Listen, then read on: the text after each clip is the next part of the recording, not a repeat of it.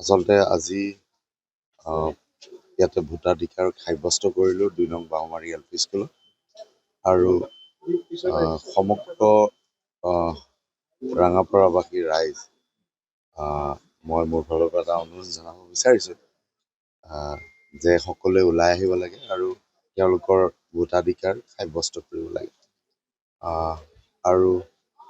সঁচাকৈ আজি অৱশ্যে বতৰো বেয়া তৎসত্ত্বেও মানুহ ওলাই অহা দেখিবলৈ পাইছোঁ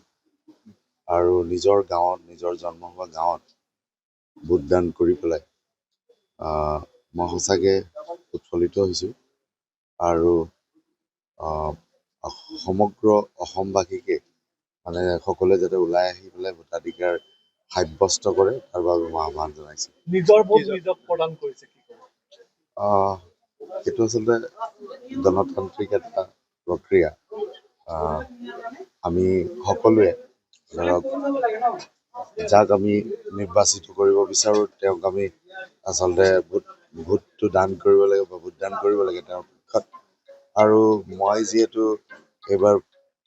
প্ৰাৰ্থিত্ব পাইছোঁ ভাৰতীয় জনতা পাৰ্টীৰ পৰা আৰু যিহেতু মই নিৰ্বাচনত অৱতীৰ্ণ হৈছোঁ প্ৰতিদ্বন্দ্বিতা কৰিছোঁ নিজৰ ভোটটো দিবলৈ পাই সঁচাকৈ ভালেই লাগে